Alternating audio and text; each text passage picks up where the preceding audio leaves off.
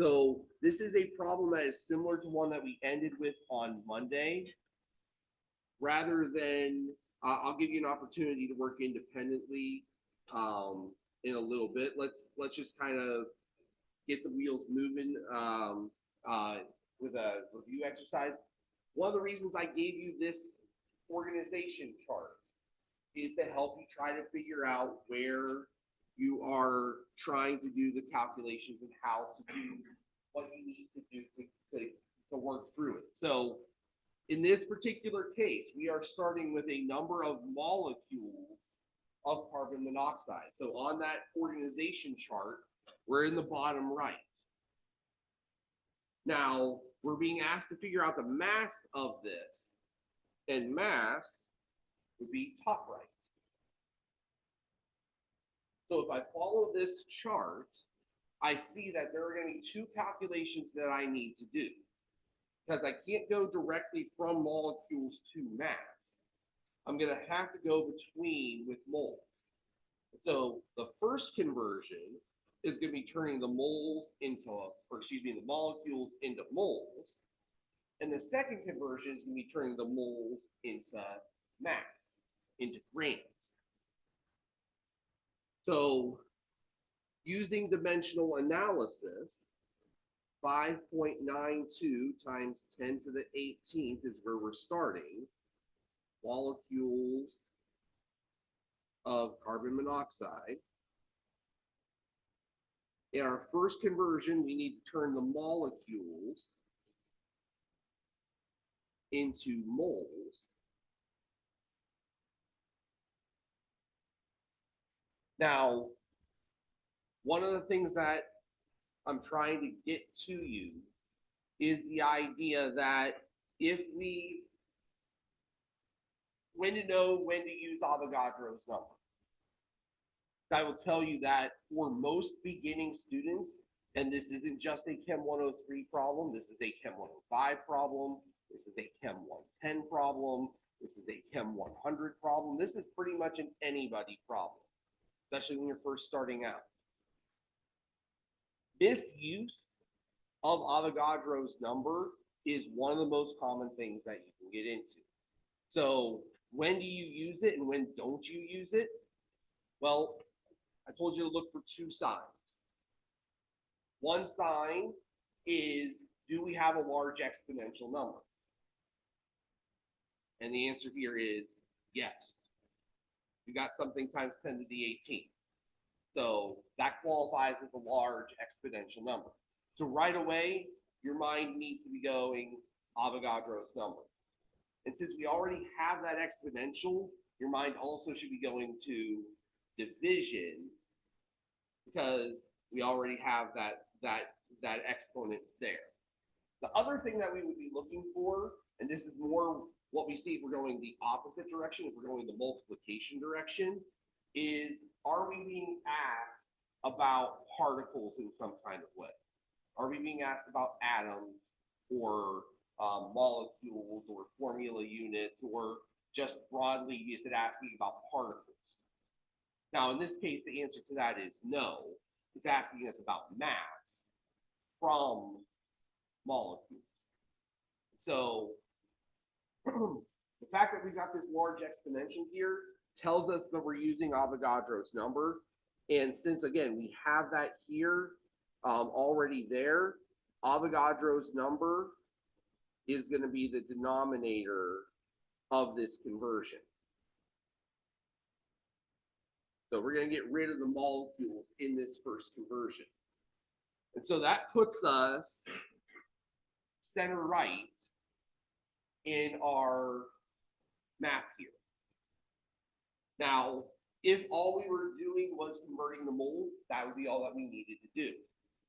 And since we're being asked to convert it into mass, I need to do the one extra step.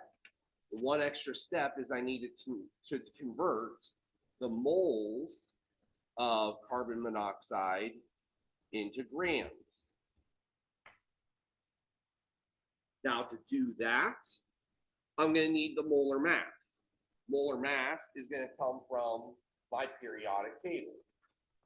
And so I've got carbon carbon is 12.01, and I've got oxygen, 16.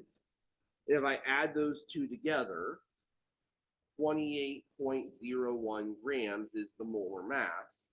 My moles of carbon monoxide cancel out.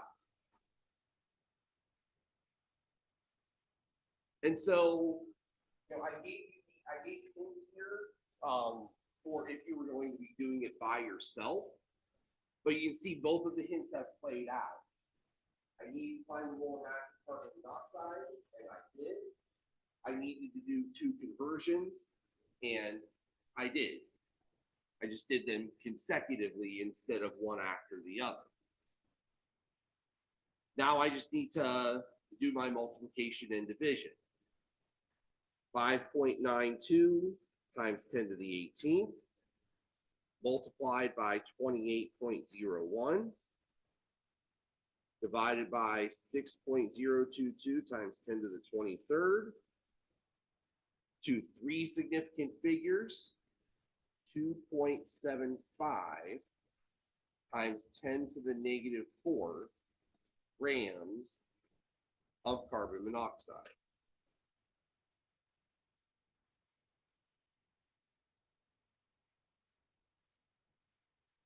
And so that's the number that you want to put into Pear Deck right now to get that first participation point for the day.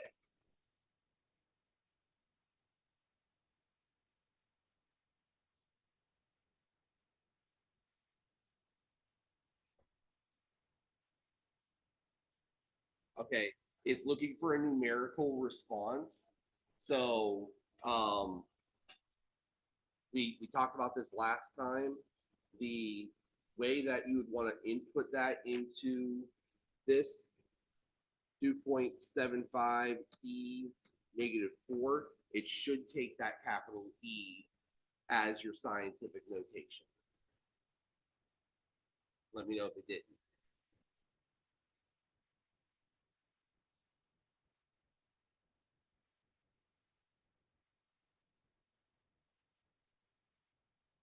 All right, any questions with this opening example problem?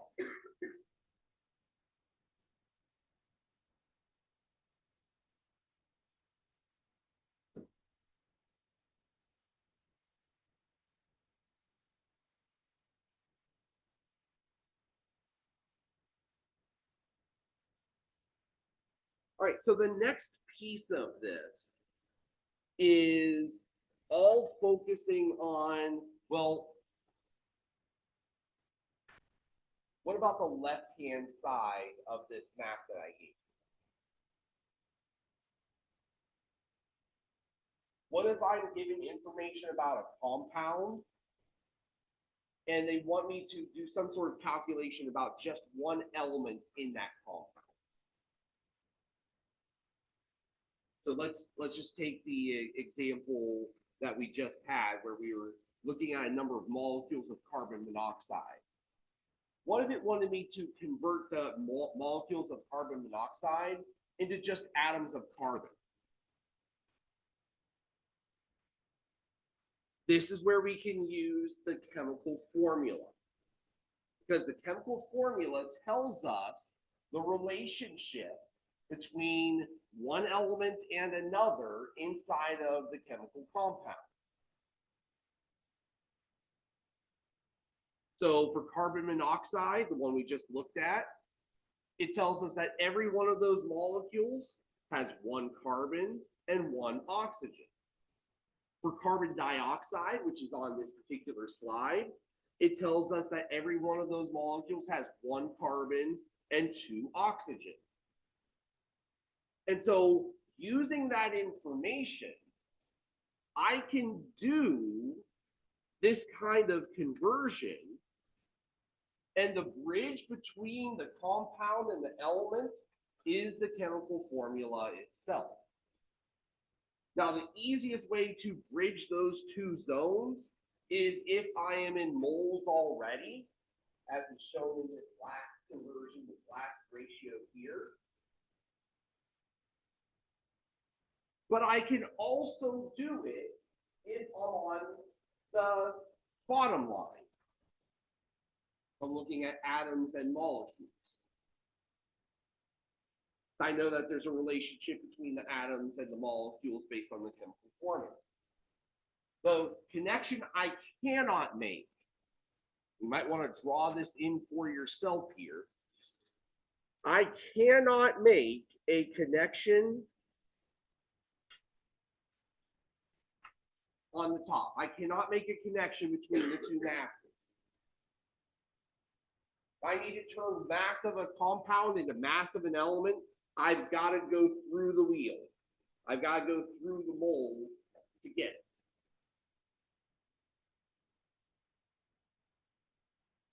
But otherwise, yeah, I can use the chemical formula to turn moles of element into moles of compound, or vice versa. I can use the chemical formula to turn molecules into atoms, or atoms into molecules.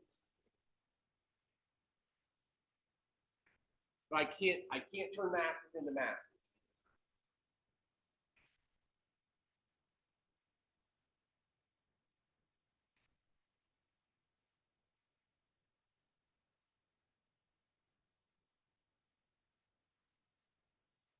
So let's take a look at an example or two of this using the chemical formula to tie the things together. So our first example here, we have calcium carbonate. How many moles of oxygen are in 0.177 moles of calcium carbonate?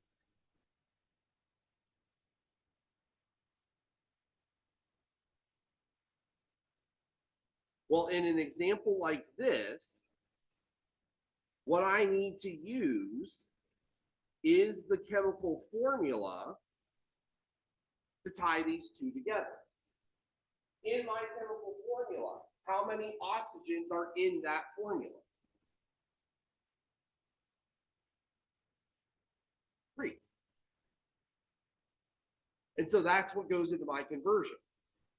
3 oxygens in every compound.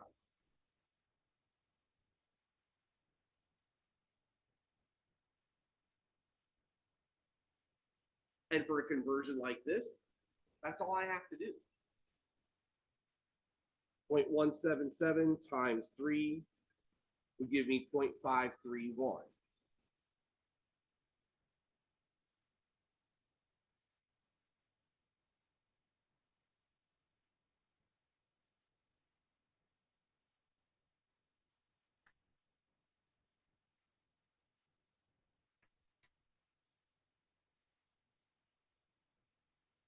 Now, what about the second conversion here?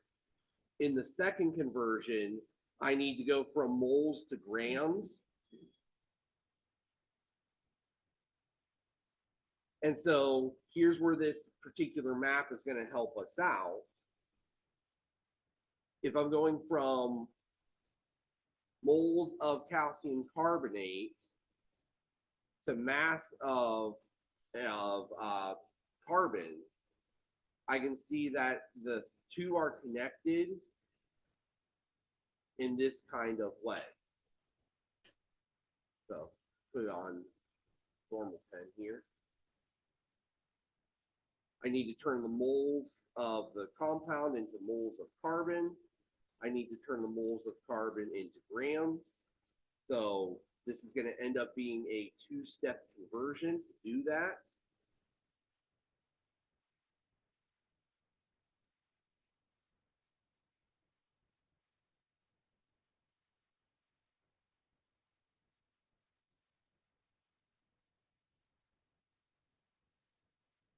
So starting with the 0.177 moles of calcium carbonate, my first step following the map would be to turn the moles of calcium carbonate into moles of carbon. So I'm going to use the chemical formula for that. Moles of calcium carbonate go on the bottom to cancel out. Moles of carbon go on top to convert. How many carbons are in a calcium carbonate?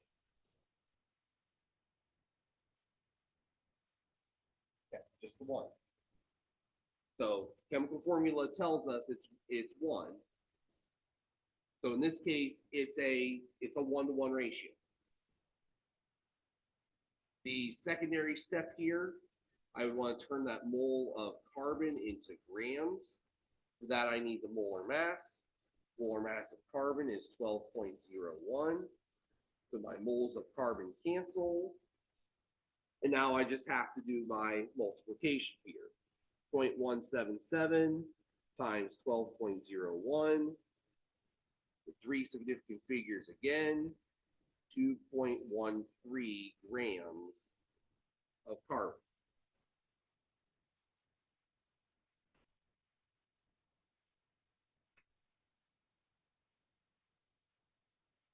All right, how are we feeling so far?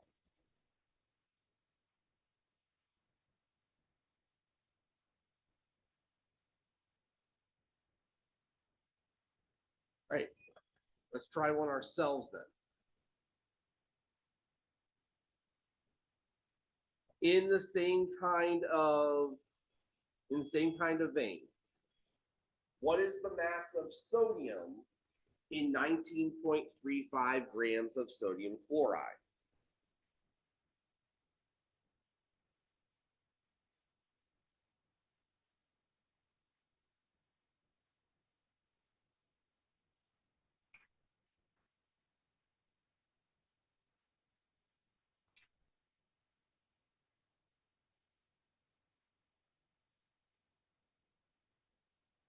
So this one's going to be a little bit more complex.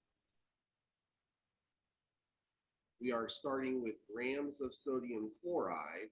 We need to turn it into grams of sodium. Since I can't go across the top, I'm going to have to go through moles to get there. So I should be able to see this is going to be a 3-step process. 1 step to turn the grams into moles. 2nd step to turn the moles of sodium chloride into moles of sodium.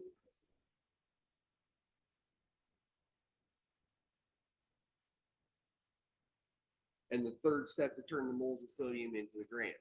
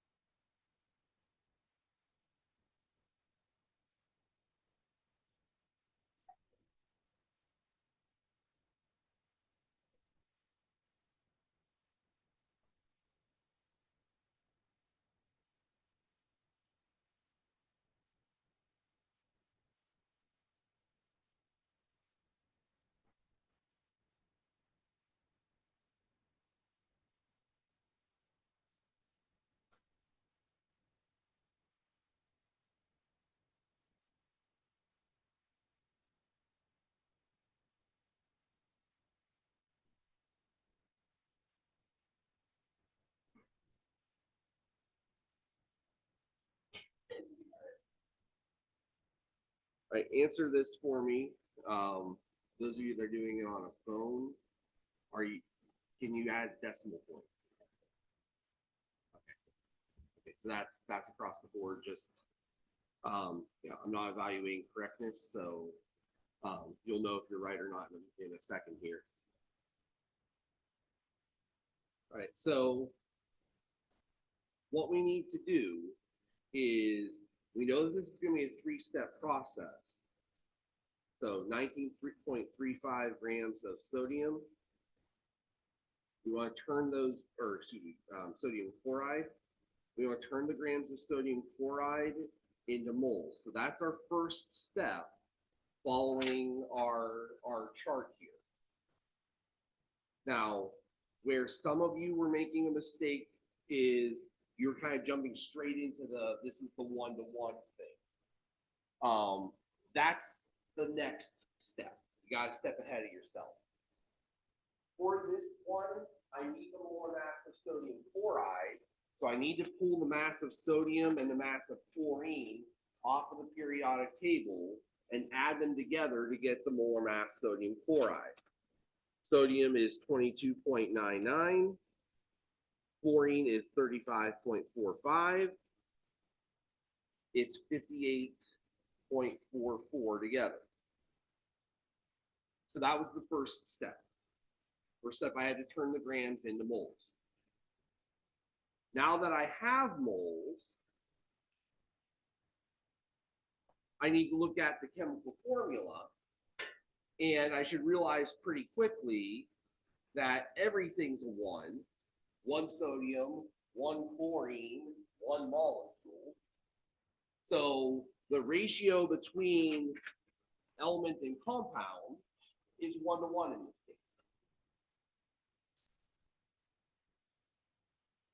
The last step, since we're turning it into grams, I need to turn the moles of sodium into grams of sodium. Here again is where the molar mass comes in. Molar mass of sodium is 22.99. And so when it all is said and done, 19.35 times 22.99 divided by 58.44 to 4 significant figures, because I have 4 here, 4 here, and 4 here. 7.612 grams of sodium would be the result.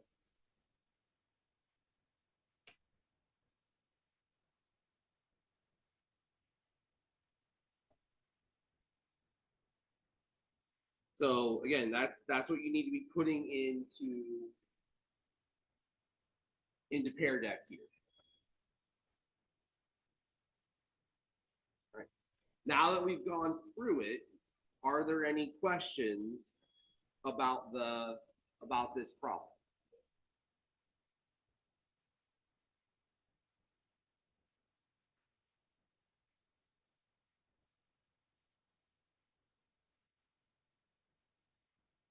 Okay, so that was the mostly old stuff. Yes, we did a new little wrinkle on it with the compound to element piece, but it was mostly the same kinds of calculations that we were doing on Monday. Just maybe spun up a little bit, made a little bit more difficult by this extra conversion.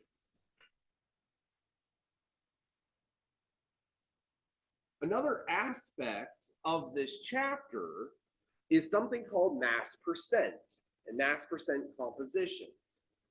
Now, mass percent is merely the percentage of an element in a compound based upon the masses of each.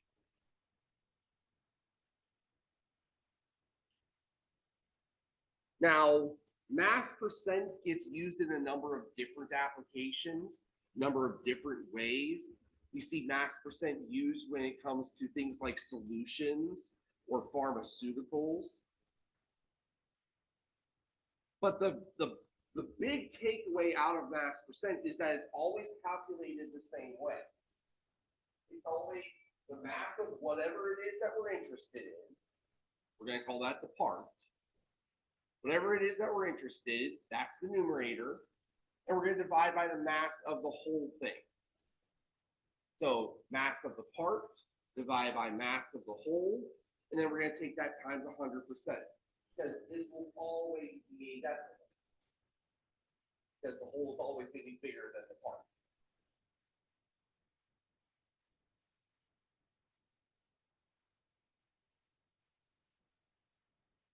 Now, there are a number of different ways that we can come up with this particular mass percent. And we're going to highlight a couple of them here. One of them is based purely off of chemical formula, purely off of molar mass. So, for example, I've got a compound, CCl2F2. This is a class of compound known as a freon, chlorofluorocarbon. If I were interested in the mass percent of chlorine in this freon, I would take the mass of the chlorines and divide by the molar mass of the freon. The mass of the chlorine would be 2 times the molar mass of chlorine because there are 2 chlorines in that compound.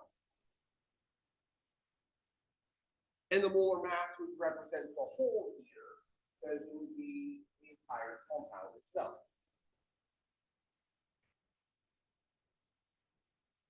So this is one way that we can get mass percent. And it's probably the most straightforward way to do it because it's completely based off of the periodic table and the masses in that table.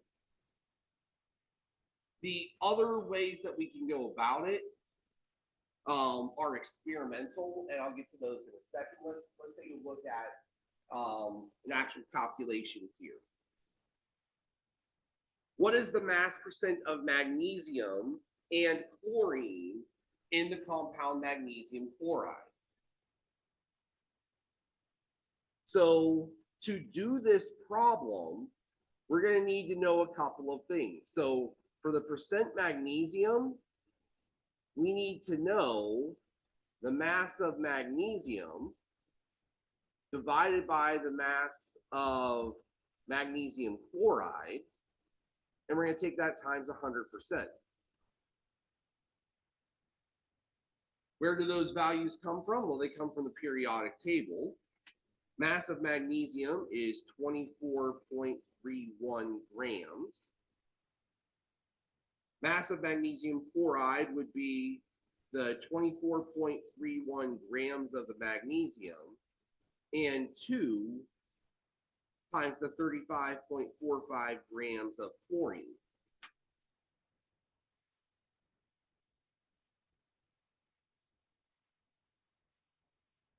If I put those values together, 24.31 plus 2 times 35.45, I get a molar mass for magnesium chloride of 95.21 grams.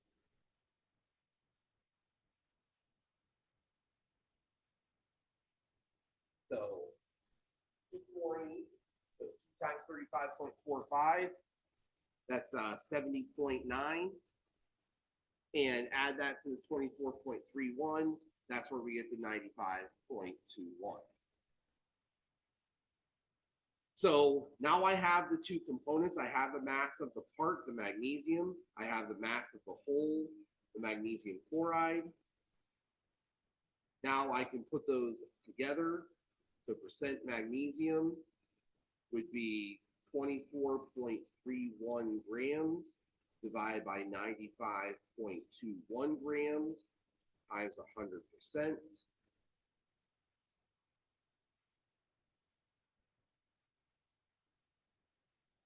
And the 4 significant figures, we would get 25.53%.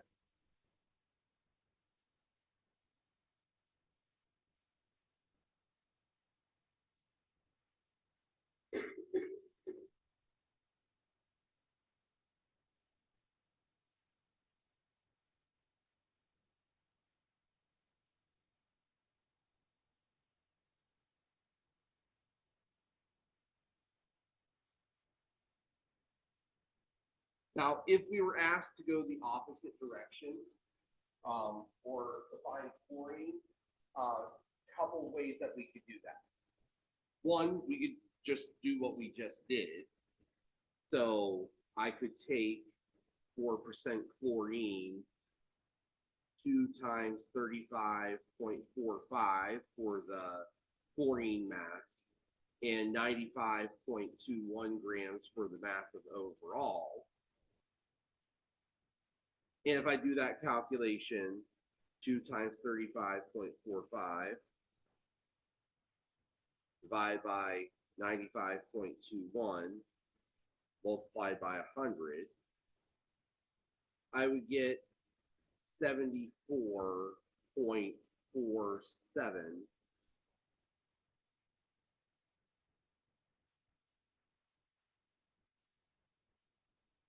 as the result there. The other thing that I could also do, logically speaking, there are 2 elements.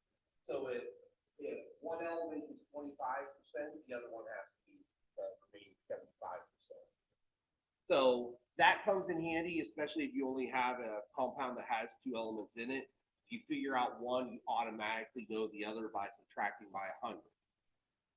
If you have 3 elements in the compound, same logic. You can solve for the first 2 and then subtract from 100 to get the third one. You basically do that for however many elements are in a given compound. So that's the one method. The other method is an experimental method. This is something that you might do in a lab, where you do a chemical reaction and you're able to determine the mass of metal that you started with, the mass of element that you started with, and the mass of product at the end.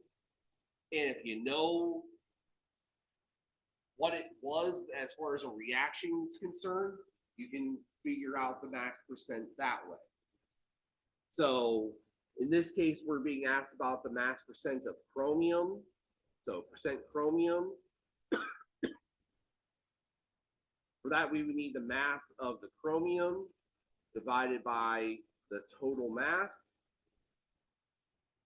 times 100. So for chromium, it would have been 0.358 grams. For the metal oxide, it'd be 0.523 grams. And if I solve that out, 0.358 divided by 0.523 multiplied by 100. This time the 3 significant figures, because I only have 3 in the masses. 68.5% chromium would be the result. So like I said, this is something, it's been a while since I taught 103 lab. I know that you do a lab similar to this. It's not with chromium, I think it's with magnesium. But this is a common calculation in lab where you can do mass percents and you do it relatively easily with your experimental data like this.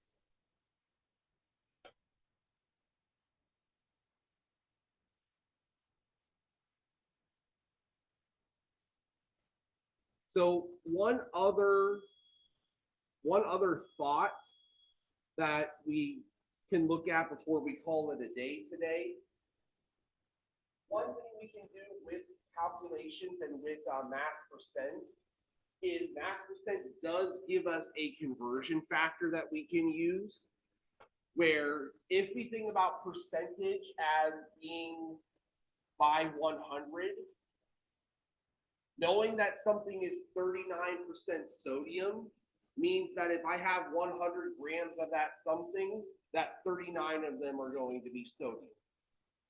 And so from that perspective, I can use this as a conversion factor to help me bridge that gap between the element and the compound. So you know how we crossed out that bridge between the top lines earlier? Ordinarily, we can't go that way. But if we do know the mass percent, The mass percent would give us a way to skip across the top and be able to convert between massive element and massive compound and vice versa. Can't do it without a mass percent, but with a mass percent, that suddenly makes the calculation a lot easier. So on Friday, after the quiz, we are going to take into consideration one other application of mass percent, and that is something called the empirical formula. And we'll also talk about how we use mass percent data to calculate empirical formulas and guess at the identities of some unknown compounds as a result. So that's where we'll end the week. Make sure that you get your checkpoint question response in, get that last participation point, and I'll see you on Friday.